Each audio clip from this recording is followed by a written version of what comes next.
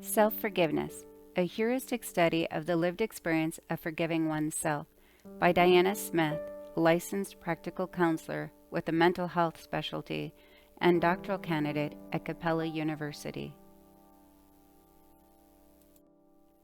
My name is Diana Smith. I own and operate Serenity Mental Health Services. I've been in private practice for the past 15 years, and I am licensed by the National Board of Certified Counselors. I am currently working on my doctoral dissertation for my PhD at Capella University. My research is being overseen by my faculty mentor, Dr. Gabby McCulloch. My research question is, what is the lived experience of becoming self-forgiving? A flyer will be published in newspapers and local community centers, church bulletins, and ads will be run on radio stations in the northern Black Hills of South Dakota, as well as on social media sites such as Facebook, in an attempt to find volunteers for this study. Volunteers will be given a phone number to call the researcher for an initial screening. Volunteers that meet the criteria will be considered co-researchers. I will be recruiting 8 adults over the age of 30 to participate in my study as co-researchers. Volunteers must be at least 30 years of age so that they are able to articulate their lived experience of self-forgiveness. Participants must be in good physical and mental health. Participants will come from a purposeful sample as defined by those individuals who have experienced self-forgiveness and due to the self-forgiveness process had their lives transformed. Participants must be passionate about their self-forgiveness process and able and willing to articulate their experience to provide a rich, thick description of the self-forgiveness process. The depth and lack of understanding of what forgiveness is and what its limits are has become more obvious. Thus, in spite of the surge in forgiveness research, there continues to be a need for a better understanding of the forgiveness process. Literature tends to focus primarily on forgiveness in relation to others, and tends to minimize the concept of self-forgiveness. Thus, a relatively unexplored aspect of forgiveness is self-forgiveness, which this study will examine.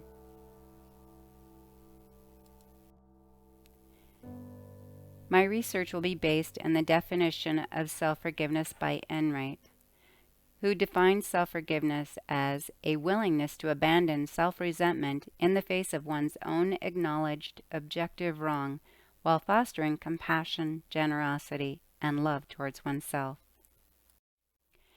Enright also defines forgiveness of others as, when unjustly hurt by another, we forgive when we overcome the resentment toward the offender, not by denying our right to the resentment, but instead by trying to offer the wrongdoer compassion, benevolence, and love. As we give these, we as forgivers realize that the offender does not necessarily have a right to such gifts.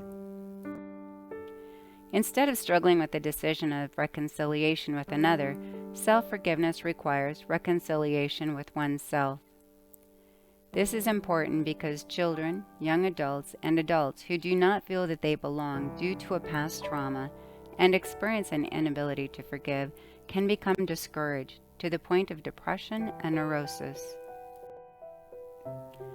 Forgiveness is both a developmental construct and a counseling model have been well documented in the literature for decades. Most of the research on forgiveness has been quantitative and is focused on the constructs of forgiveness as they are related to mental health. Enright proposed a process model of forgiveness that describes 4 broad stages in the forgiveness process. The first stage is uncovering, admitting the facts of the offense and experiencing its negative consequences. The next stage is deciding to forgive, feeling a need for change, and committing to forgive as a strategy in dealing with the offense. The next stage is working, trying to see the offender from a broader perspective than the offense and feel compassion for that person. And the final stage is deepening, finding meaning and purpose in the offense and experiencing the benefits of forgiveness. Worthington also developed a forgiveness model.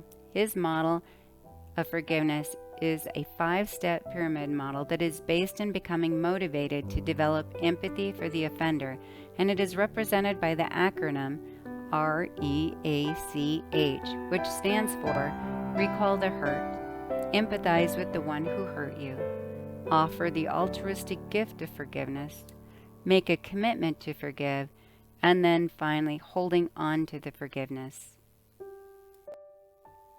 Hall and Fincham found that forgiveness research is focused on interpersonal forgiveness, forgiveness of others, and that intrapersonal forgiveness, self-forgiveness, is a much-needed area of study.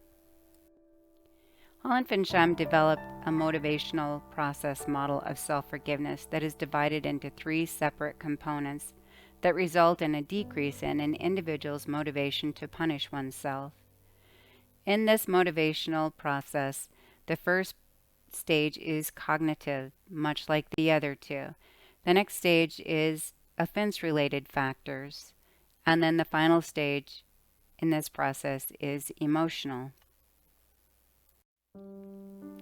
Instead of focusing on the constructs of forgiveness, this heuristic phenomenological design will be bound by individuals who have experienced the phenomenon of self-forgiveness.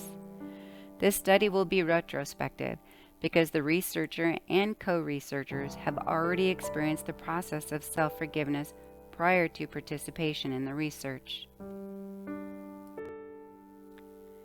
Heuristic comes from the Greek word heuriskin, which means to discover or to find. Mustakis describes the heuristic research method as an internal process the researcher goes through to discover the nature and meaning of an experience. Mustakis describes the heuristic process as an investigation that requires self-searching, self-dialogue, and self-discovery, that is anchored in the question and flows out of an inner awareness, meaning, and inspiration.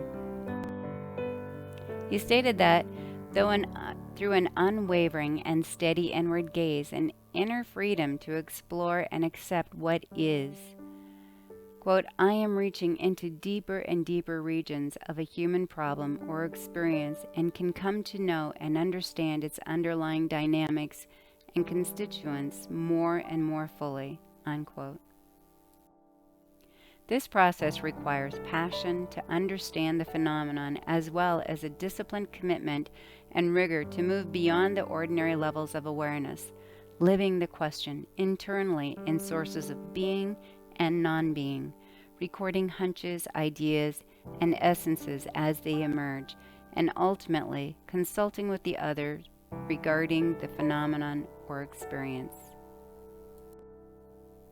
Mustakis describes the heuristic research method as an internal process the researcher goes through to discover the nature and meaning of an experience. This heuristic process will consist of narratives from the researcher and co-researchers. The data will be gathered from an autobiographical description of the textures and structures of the lived experience of self-forgiveness. The qualitative heuristic design will allow this researcher to explore forgiveness of self by examining this researcher's and the co-researcher's experience of self-forgiveness to gain a better understanding of the self-forgiveness process. This will be achieved by participating in exhaustive self-searching and dialogues with self and others, and creative depictions of the self-forgiveness process. During the initial screening, volunteers will be asked to briefly describe their self-forgiveness experience and how the self-forgiveness process has transformed their lives. Participants that qualify for the study will then be asked to think about their self-forgiveness experience and write a brief narrative about their experience. They will be provided an email address and asked to email their narrative to this researcher. Once the narrative is received by the researcher via email and read, The participant will be notified whether or not they have been chosen to participate in the study. Journaling and semi-structured interviews will be used to provide a safe setting to describe the self-forgiveness phenomenon experienced.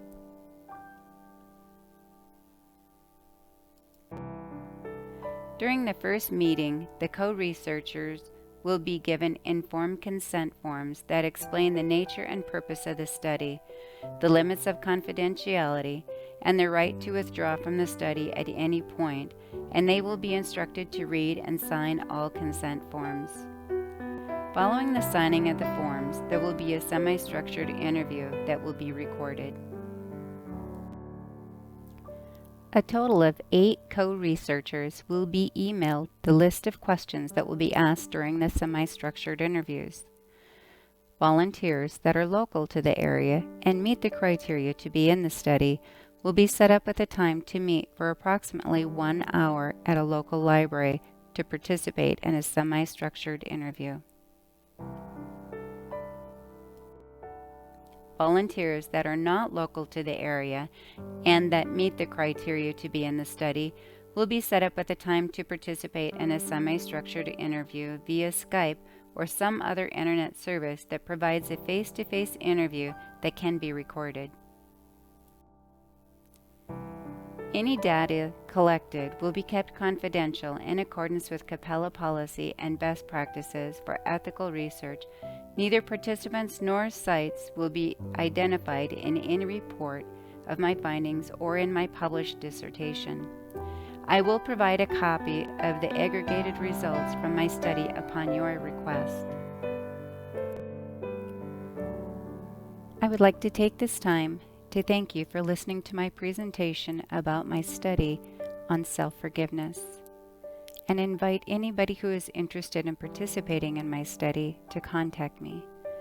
My email address is dianasmith@serenitymentalhealth.com, or you can call me at 605-348-3125. I look forward to hearing from you. Thank you.